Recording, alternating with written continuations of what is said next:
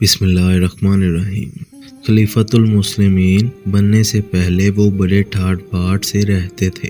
ان کے خاندان میں دولت کی کثرت تھی۔ وہ شہزادے تھے اور اموی شہزادوں کی خوش لباسی بہت مشہور تھی۔ وہ 1000 دینار کا ایک سوٹ خریدتے اور نرم و ملائم ہونے کے باوجود بھی کہتے بہت موٹا اور کھردرا ہے۔ زندگی کی یہ امیرانہ بہاریں تھیں۔ ایسے مہنگے کپڑے دن میں کئی بار تبدیل کرتے تھے اور یہی حال خوشبو کا تھا۔ مہنگی سے مہنگی اور عمدہ سے عمدہ خوشبو استعمال کرتے تھے۔ ان کی روزمرہ کے استعمال کرنے والی اشیاء کا یہ حال تھا کہ جب انہیں مدینہ کا گورنر بنایا گیا تو مدینہ جانے کے لیے ان کا ذاتی سامان 30 اونٹوں پر لادا گیا۔ سلیمان بن عبد المالک کی وفات کے بعد خلیفہ بنے تو سر جھکائے آنسو بہانے لگے۔ اتنا روئے کہ ہچکی بند گئی۔ خلافت کا بوجھ اٹھانے سے بار بار انکار کیا لیکن لوگوں کا اصرار بڑھتا ہی گیا۔ وہ سلیمان بن عبد المالک کے ولی عہد مقرر تھے، لہٰذا لوگ انہیں اپنا خلیفہ بنا رہے تھے اور وہ مسلسل انکار کر رہے تھے۔ روتے ہوئے بولے، میں خلافت کا بوجھ نہیں اٹھا سکتا۔ ان کے مسلسل انکار کے باوجود بھی خلافت کا بار ان کے کندھوں پر لاد دیا گیا۔ خلیفہ بنے تو ان کے لیے شاہی سواری لائی گئی۔ سواری دیکھ کر تھک گئے اور پریشان کن لہجے میں بولے، یہ کیا؟ غلام نے جواب دیا، شاہی سواری۔ کہنے لگے، اسے بیت المال میں جمع کروا دو۔ ساتھ ہی وہ اپنے کھچر پر بیٹھے اور دفتر چلے آئے۔ خلافت کے امور نپٹانے کے لیے دفتر پہنچے تو وہاں شاہی خیمہ نصب تھا۔ شاہانہ ٹھاٹ باٹ، قیمتی پردے اور عمدہ تکیے پر تکلف قالین اور صاف ستھرے غالیچے۔ غلام نے انہیں حیران و پریشان دیکھا تو کہنے لگا، خلیفہ یہاں مملکت کے کام نپٹاتے ہیں۔ جواب دیا، ان سب کو بھی بیت المال میں جمع کروا دو۔ ایک دفعہ بیت المال کو وسیع کرنے کی ضرورت ہوئی تو انہوں نے انتہائی ضروری چیزیں اپنے پاس رکھیں اور باقی ذاتی سامان بیت المال میں جمع کروا دیا۔ وہ خلیفہ کیا بنے، سب کچھ بدل گیا۔ شاہانہ زندگی ترک کر کے انتہائی سادہ زندگی گزارنے لگے۔ طرز زندگی ایسا کہ صرف ایک سوٹ ہی پاس رکھتے اور اسی کو دھو کر پہنتے رہتے۔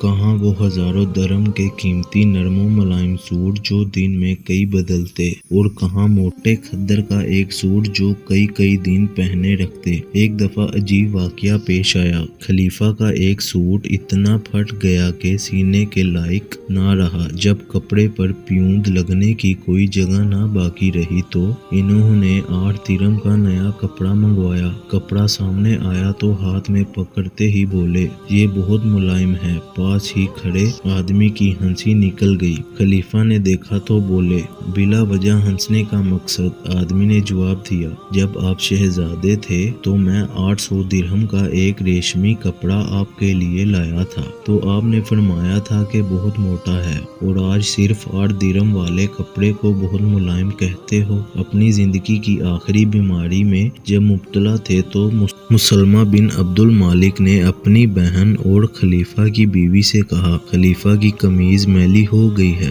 لوگ عیادت کے لیے آتے ہیں، لہٰذا کوئی صاف قمیض پہنا دو۔ بائی کے کہنے پر بہن خاموش رہی لیکن اصرار پر بولی، اللہ کی قسم، اس کے علاوہ ان کے پاس دوسری کوئی قمیض نہیں۔ خلیفۃ المسلمین کا یہ حال دیکھ کر مسلمہ بن عبد المالک کی آنکھوں میں آنسو آ گئے۔ یہ خلیفہ المسلمین سیدنا عمر بن عبد العزیز رحمۃ اللہ علیہ تھے۔ جس طرح امیر المسلمین اور ان کی بیوی کے تقویٰ اور سادگی کا یہ عالم تھا، اسی طرح یہی حال ان کی بیٹیوں اور وقت کی شہزادیوں کا تھا۔ ان کے کپڑے پیوند لگے ہوتے تھے۔ ایک دن تو یوں ہوا کہ کسی کام کے لیے اپنی صاحبزادی کو آواز دی۔ کافی دیر گزر گئی لیکن وہ نہ پہنچی تو بڑے پریشان ہوئے۔ دوبارہ آواز دی مگر وہ نہ آئی۔ بالآخر انہوں نے کام نمٹایا تو کچھ دیر بعد وہ صاحبزادی حاضر ہوئی۔ پوچھا، میری آواز دینے پر آپ کیوں نہیں آئی؟ صاحبزادی نے کہا، میرے پاس مکمل کپڑے نہ تھے۔ خلیفہ نے سنا تو خود ہی خاموش ہو گئے۔ خلیفہ کی زندگی میں عید آئی تو چند دن قبل ان کی بچیاں باپ کے پاس آئیں اور بولی، ابا حضور عید کی آمد ہے، ہماری سہیلیاں کپڑے بنوا رہی ہیں اور ہمارے تو پرانے کپڑے بھی پیون زدہ ہیں، کیا عید پر ہم نئے کپڑے نہیں پہنیں گے؟ شہزادیاں وقت کے خلیفہ سے سوال کر رہی تھیں اور خلیفہ سر جھکائے خاموش بیٹھے تھے۔ دیر تک سوچنے کے بعد جواب دیا، جو کپڑے تم نے پہن رکھے ہیں انہیں دھو کر صاف کر لو اور عید کے روز پہن لینا۔ نہیں بابا جان، آپ ہمیں نئے کپڑے بنوا دیں، بچیوں نے ضد کرتے ہوئے کہا۔ خلیفہ نے فرمایا، میری بچیوں، عید کا دن اللہ تعالیٰ کی عبادت کرنا اور اس کا شکر بجا لانے کا دن ہے، نئے کپڑے پہننا کوئی ضروری تو نہیں۔ بابا جان، آپ کا فرمانا بالکل سچ ہے اور درست ہے، لیکن ہماری سہیلیاں اور دوسری لڑکیاں ہمیں تو نہ دیں گی کہ تم امیر المومنین کی بیٹیاں ہو اور وقت کی شہزادیاں، تم نے وہی پرانے کپڑے پہن رکھے ہیں۔ یہ کہتے ہوئے بچیوں کی آنکھوں میں آنسو بھر آئے۔ بچیوں کی باتیں سن کر امیر المومنین کا دل بھر آیا۔ دیر تک سوچنے کے بعد بولے، میں کچھ کرتا ہوں۔ پھر انہوں نے بیت المال کے خزان کو بلا کر فرمایا، مجھے میری ایک ماہ کی تنخواہ پیشگی لا دو۔ خزان نے عرض کیا کہ حضور، کیا آپ کو یقین ہے کہ آپ ایک ماہ تک زندہ رہیں گے؟ خلیفہ خاموش ہو گئے اور